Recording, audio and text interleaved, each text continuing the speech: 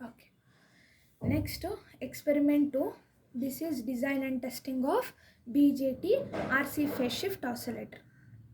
BJT ಅಂದರೆ ನಾನು ಆವಾಗಲೇ ಹೇಳಿದೆ bipolar junction transistor. BJT RC phase shift oscillator ಅದನ್ನು ಡಿಸೈನು ಮತ್ತು ಟೆಸ್ಟಿಂಗು ನೋಡೋಣ. So here what will do, theoretically ನೀನು ಒಂದು ಫ್ರೀಕ್ವೆನ್ಸಿನ ಕ್ಯಾಲ್ಕುಲೇಟ್ ಮಾಡ್ತೀಯಾ and again after connecting circuit practically ಅದು ಫ್ರೀಕ್ವೆನ್ಸಿ ಮ್ಯಾಚ್ ಆಗ್ತಾ ಇದೆಯೋ ಇಲ್ವೋ ಅಂತ ಫೈಂಡ್ ಔಟ್ ಮಾಡ್ತೀಯಾ. So theoretically you will calculate a frequency of the circuit and again you will match the frequency of the circuit with the practical circuit. Okay na. So aim bandu wiring and testing performance of BJT RC phase shift oscillator for F0 2.5 kilohertz 2.5 kilohertz F0 value. Components instruments ಏನೇನು ಬೇಕಾಗುತ್ತೆ ಅಂತ, power supply, transistors, resistors, pot, capacitor ಮತ್ತು CR. Pot ಅಂತಂದರೆ variable resistance ನೀನೇ ಬರೆದಿದ್ಯಾ. Okay. So ಏನೇನು ಬೇಕಾಗುತ್ತೆ, equipments required, power supply, transistor, resistors, pot, capacitor ಮತ್ತು CR. Power supply, transistor, resistor, pot, capacitor ಮತ್ತು CR. These are the equipments required. Okay. So coming to the ಸರ್ಕ್ಯೂಟ್ನ ನೋಡೋದಾದರೆ ನಾವು ಜಸ್ಟ್ ಫಾರ್ ಯುವರ್ ಕನ್ವೀನಿಯೆಂಟ್ ನಾನು ಏನು ಮಾಡ್ತೀನಿ, ಈ ಸರ್ಕ್ಯೂಟ್ನ 2 ಪಾರ್ಟಾಗಿ ಡಿವೈಡ್ ಮಾಡ್ತೀನಿ, ನಿಂಗೆ ನೆನ್ಪಿಟ್ಕೊಳ್ಳೋಕೆ ಈಸಿ ಆಗಲಿ ಅಂತ. ಸೊ ಫಸ್ಟ್ ಪಾರ್ಟ್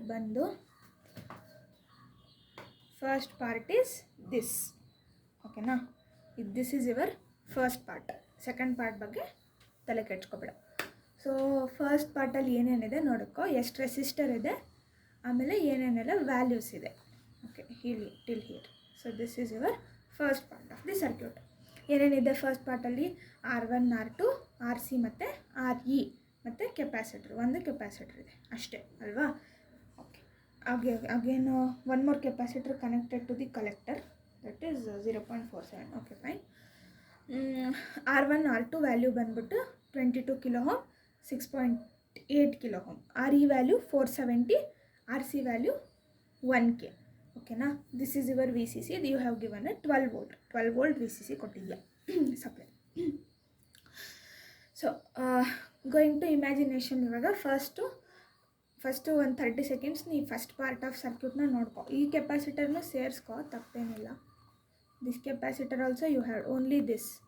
ಓಕೆನಾ. ಆಮೇಲೆ ಇಲ್ಲಿಂದ second part, only this till here you have to see, ಇಲ್ಲಿ ತನಕ. ಫಸ್ಟು ಸರ್ಕ್ಯೂಟ್ನ ಒಂದು 30 ಸೆಕೆಂಡ್ಸ್ ನೋಡಿದಾದಮೇಲೆ imagine. First you have R1 and R2, RC ಮತ್ತು RE. R1 ವ್ಯಾಲ್ಯೂ ಬಂದು 22 ಕಿಲೋ ಓಮು, R2 ವ್ಯಾಲ್ಯೂ ಬಂದು 6.8 ಕಿಲೋ ಓಮ್, RE ವ್ಯಾಲ್ಯೂ ಬಂದು 470, RC ವ್ಯಾಲ್ಯೂ ಬಂದು 1 ಕಿಲೋ ಓಮ್. ಎಮಿಟರ್ ರೆಸಿಸ್ಟೆನ್ಸ್ಗೆ ಪ್ಯಾರಲಲ್ ಆಗಿ you have one capacitor. That capacitor value is 47 microfarad. ಅದಾದ ಮೇಲೆ direct ಕಲೆಕ್ಟರಿಗೆ ಒಂದು ಕೆಪಾಸಿಟರ್ ಕನೆಕ್ಟ್ ಆಗಿದೆ, ಅದರ ವ್ಯಾಲ್ಯೂ ಬಂದು 0.47 ಮೈಕ್ರೋ ಫ್ಯಾರೆಡ್. ಇಷ್ಟೇ ವ್ಯಾಲ್ಯೂಸ್ ಇರೋದು ಇದರಲ್ಲಿ. RC ವ್ಯಾಲ್ಯೂ ಬಂದು 1 ಕಿಲೋ ಓಮ್. ಸೊ ಇದು ಹೆಂಗಿದೆ, ಇದು ಸೆಮಿ ವೋಲ್ಟೇಜ್ ಡಿವೈಡರ್ ಬಯಾಸ್ ಥರ ಇದೆ ನೋಡು. First R1 R2 RC RE. R1 value is 22 kilo ohm, R2 value is 6.8 kilo ohm. ಅದಾದಮೇಲೆ RC value is 1 kilo ohm, RE value is 470 E. Then you have a capacitor connected in parallel with emitter resistance and its value is 47 microfarad. ಅದಾದಮೇಲೆ direct ಬೇಸಿಗೆ ಒಂದು capacitor connect ಆಗಿದೆ, ಅದ್ರ value ಬಂದು 0.47 microfarad. So this is your first part of circuit. First ಇದನ್ನು ಬರ್ಕೋ. SL100 ಅಂತಂದರೆ ನಾನು ಆಗಲೇ ಹೇಳಿದೆ, it is a transistor number ಅಥವಾ serial number of a transistor. Okay, next this is the second part of ಅಲ್ಲಿ ಏನಿದೆ, ಡೈರೆಕ್ಟ್ ಕಲೆಕ್ಟರಿಂದ ಒಂದು ಲೈನ್ ಬಂದಿದೆ, ಕಲೆಕ್ಟರಿಂದ ಒಂದು ಕೆಪಾಸಿಟರು, ಆಮೇಲೆ you have 3 capacitors from the collector line itself in ಸೀರೀಸಲ್ಲಿ connect ಆಗಿದೆ. Capacitor values ಎಲ್ಲ ಸೇಮೆ. 0.1 microfarad, 0.01 microfarad, 0.01 microfarad, 0.01 microfarad, 3 capacitor value. ಓಕೆನಾ. ಅದಾದಮೇಲೆ ಸಿ ಅಂದರೆ capacitor names. These Cs are capacitor name. First second capacitor ಮಧ್ಯೆ ಮತ್ತು ಸೆಕೆಂಡ್ ಥರ್ಡ್ ಕೆಪಾಸಿಟರ್ ಮಧ್ಯೆ you have 60 degree and 120 degree, which is nothing but phase shift. Name itself says it is a phase shift oscillator ಅಂತ. So ಇದೆರಡರ ಮಧ್ಯೆ phase shift ಎಷ್ಟಾಗ್ತಾ ಇದೆ, 60 degree ಮತ್ತು 120 degree phase shift ಆಗ್ತಾ ಇದೆ. So from the 60 degree phase shift you have one more resistance called 2.2K. ಆಮೇಲೆ ಮತ್ತೆ 120ಇಂದ ಇನ್ನೂ ಒಂದು ಸೇಮ್ ರೆಸಿಸ್ಟರು 2.2K. ಸೊ ಇದು actual oscillator circuit. This is your tank circuit. 2.2K. ಓಕೆನಾ. ಅದಾದಮೇಲೆ ಈ ಕೆಪಾಸಿಟರಿಂದ you have 110 kilo ohm variable resistance pot. This is your pot. ಈ ಪಾಟ್ ಹೆಂಗಿರುತ್ತೆ ಗೊತ್ತಾ ನೋಡೋಕ್ಕೆ, ಸ್ವಲ್ಪ ಬೇರೆ ರೆಸಿಸ್ಟರ್ಗಿಂತ ಒಂದು ಸ್ವಲ್ಪ ಡಿಫ್ರೆಂಟಾಗಿರುತ್ತೆ. ಬೇರೆ ಪುಟಾಣಿ ರೆಸಿಸ್ಟರ್ಗಿಂತ ಪಾಟ್ ಸ್ವಲ್ಪ ಡಿಫ್ರೆಂಟಾಗಿರುತ್ತೆ, ಒಂದು ಸ್ವಲ್ಪ ದೊಡ್ಡದಾಗಿರುತ್ತೆ. ಈ ಒಂಥರ ತಾಯ್ತ ಥರ ಇರುತ್ತೆ ಈ ಮೇಲ್ಗಡೆ ಪಾಟ್ ರೆಸಿಸ್ಟೆನ್ಸ್. ಅದನ್ನು ತೋರಿಸ್ತೀನಿ ಹಿಂಗೆ ಆಮೇಲೆ. ಓಕೆನಾ. ಏನೇನು ತೋರಿಸ್ಬೇಕು ಇವಾಗ ನಾನು DRB ಹೆಂಗಿರುತ್ತೆ ಅಂತ ಮತ್ತು ಪಾಟ್ ರೆಸಿಸ್ಟೆನ್ಸ್ ಹೆಂಗಿರುತ್ತೆ ಅಂತ. Okay. This is your pot resistance of 10 kilo ohm. 10 kilo ಹೋಮ್ದು pot resistance. Again this line ಎಲ್ಲಿ ಕನೆಕ್ಟ್ ಆಗಿದೆ, ಬೇಸಿಗೆ ಕನೆಕ್ಟ್ ಆಗಿದೆ, ಅಥವಾ in between R1 and R2 R ಬೇಸ್ಗೆ. ಇದು ಆ್ಯಕ್ಚುಲಿ ಕನೆಕ್ಟ್ ಆಗಿರೋದೇ ಬೇಸಿಗೆ ಕನೆಕ್ಟ್ ಆಗಿದೆ. ಓಕೆನಾ. So second part of the circuit ಹೇಳ್ತಾ ಇದ್ದೀನಿ. ಕಲೆಕ್ಟ್ರಿಂದ 3 ಕೆಪಾಸಿಟರ್ ಕನೆಕ್ಟ್ ಆಗಿದೆ. 3 ಕೆಪಾಸಿಟರ್ ವ್ಯಾಲ್ಯೂನು ಸೇಮು. ಏನಂತಂದರೆ 0.01 microfarad, 0.01 microfarad, 0.01 microfarad. In between first ಮತ್ತು ಸೆಕೆಂಡ್ ಕೆಪಾಸಿಟರ್ ನಡುವೆ you have a 60 degree phase shift. And again second ಮತ್ತು ಥರ್ಡ್ ಕೆಪಾಸಿಟರ್ ಮಧ್ಯೆ you have a 120 degree phase shift. ಈ whatever writing second part is a tank circuit. ಆಮೇಲೆ 60 ಡಿಗ್ರಿಯಿಂದ ಒಂದು resistor ಬಂದಿದೆ, that's value is 2.2 kilo ohm. ಮತ್ತು 120 ಡಿಗ್ರಿಯಿಂದ ಒಂದು resistor ಬಂದಿದೆ, ಅದ್ರ ವ್ಯಾಲ್ಯೂ ಕೂಡ 2.2 kilo ohm. And these both are connected in connected in parallel. Series ಎಲ್ಲ ಪ್ಯಾರಲಲ್ಲಾಗಿ ಕನೆಕ್ಟ್ ಆಗಿದೆ, because here we have a ground. And this is called a tank circuit. ಆಮೇಲೆ third capacitance ಆದಮೇಲೆ you have a 10 kilo ohm pot ಅಥವಾ variable resistance. ಅದೇನು ಹಿಂಗೆ ಮೇಲೆ ಹಾಕಿದ್ದೀವಲ್ವ ನಾವು, that is called as variable resistance ಅಂತ ಸಿಂಬಲ್. ಅದು ಮಷೀನ್ಸಲ್ಲಿ ಎಲ್ಲ ನಾವು ಏನು ಮಾಡ್ತೀವಿ, ವೇರಿಯಬಲ್ ರೆಸಿಸ್ಟೆನ್ಸ್ ಅಂತಂದರೆ ರಿಯೋಸ್ಟಾಟ್ ಯೂಸ್ ಮಾಡ್ತೀವಿ.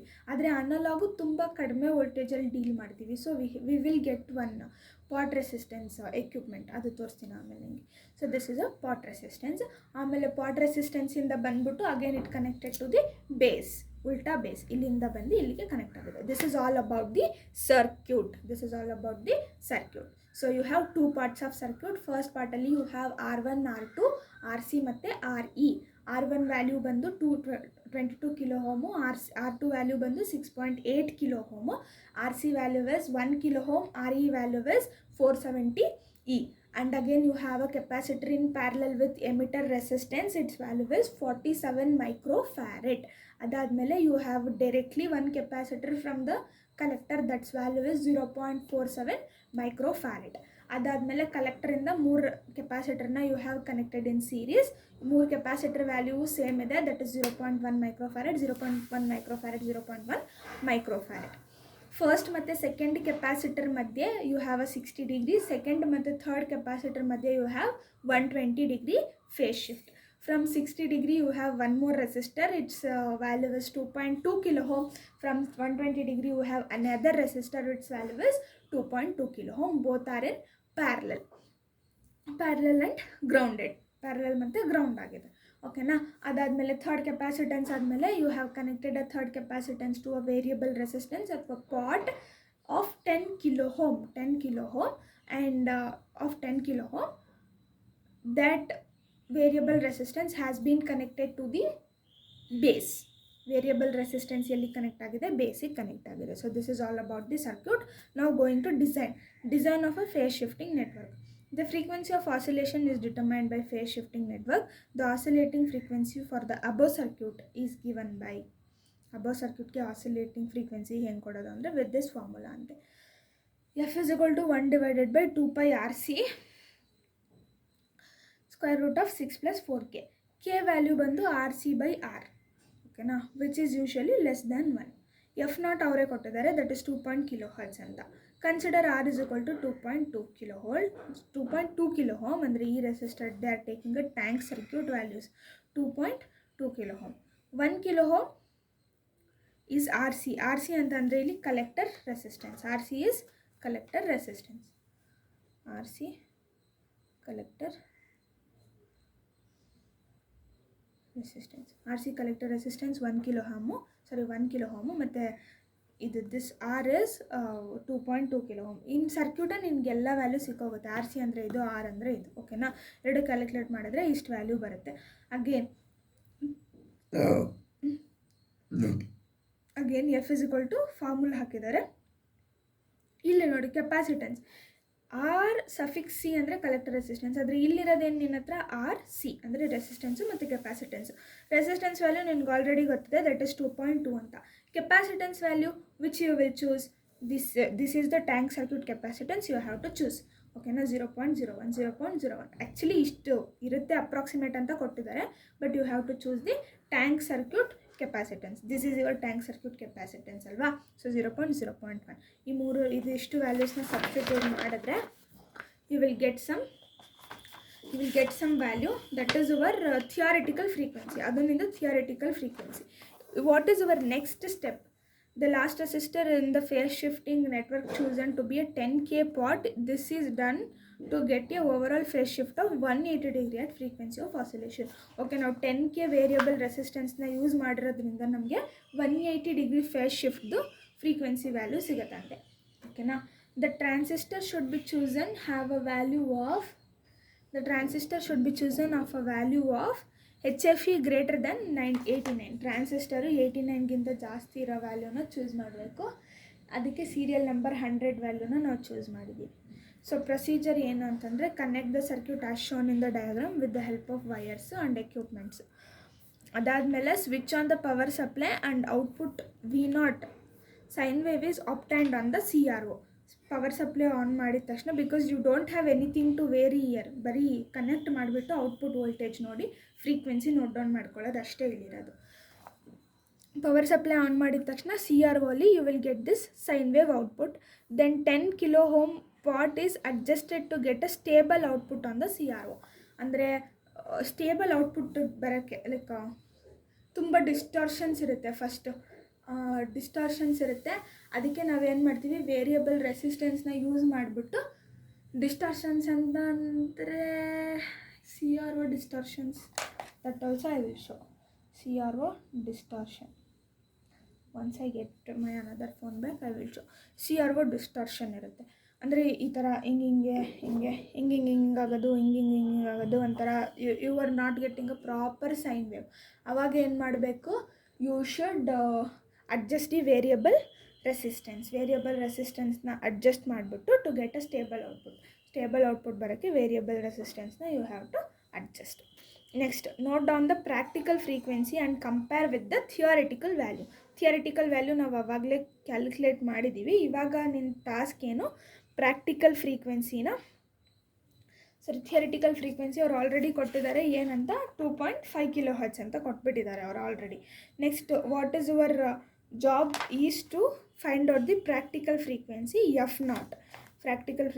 F0ನ ಕಂಡುಹಿಡಿದು ಎರಡನ್ನು ಕಂಪೇರ್ ಮಾಡೋದು, ಓಕೆನಾ.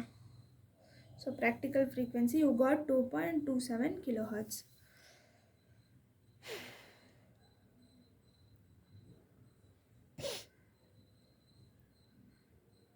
ಓಕೆ, ಪ್ರಾಕ್ಟಿಕಲ್ ಫ್ರೀಕ್ವೆನ್ಸಿ ಫಾರ್ಮುಲಾ ನೀನೇ ಬರೆದಿದ್ಯಾ. That is 1/T is equal to 2.2 into 0.2 into 10⁻³ okay. Time per division, okay.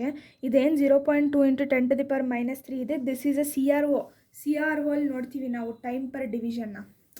ಅಂದರೆ ಏನು ತೋರಿಸೋದು, CRO ಅಲ್ಲಿ 2 ನಾಬ್ ಇರುತ್ತೆ, ಒಂದು ಡಿವಿಷನ್ ನಾಬು, ಇನ್ನೊಂದು time knob. Wherever that knobs ಇರುತ್ತಲ್ವ, that value you have to take. ಅಂದರೆ ನೀನು ಯಾವ ವ್ಯಾಲ್ಯೂಗೆ ಸೆಟ್ ಮಾಡಿರ್ತೀಯ ಅದನ್ನು ತಗೊಂಡ್ಬಿಟ್ಟು you have to calculate. Okay, so this is about the second experiment.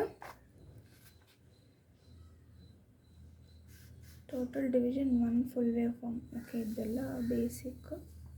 30 units ಅಂತಂದರೆ 30 ಬಾಕ್ಸಸ್ಸಿಂದ CRO. 30 ಯೂನಿಟ್ಸ್ ಅಂದರೆ 30 ಬಾಕ್ಸಸ್. ಏನು CRO ಅಲ್ಲಿ ಬಾಕ್ಸ್ ಇರುತ್ತಾ, ಅದಕ್ಕೆ 30 ಯೂನಿಟ್ಸ್ ಅಂತ ಕರಿತೀವಿ. ಓಕೆ, ಸೊ ಯಾ,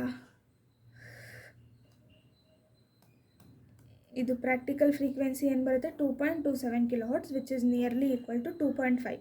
ಸೊ ಇಷ್ಟು ಬಂದರೆ ಸಾಕು. They'll give you the full marks. Time 2.2 ಹೆಂಗೆ ಬರ್ಕೊಂಡಿದ್ಯಾ ಅಂತ ಅಂದರೆ, ಸಿ ಓಕೆ ಸೇ ಇದನ್ನು ಟೈಮ್ ಪರ್ ಡಿವಿಷನ್ದು ಗೊತ್ತಾಯಿತು. 1/T 2.2.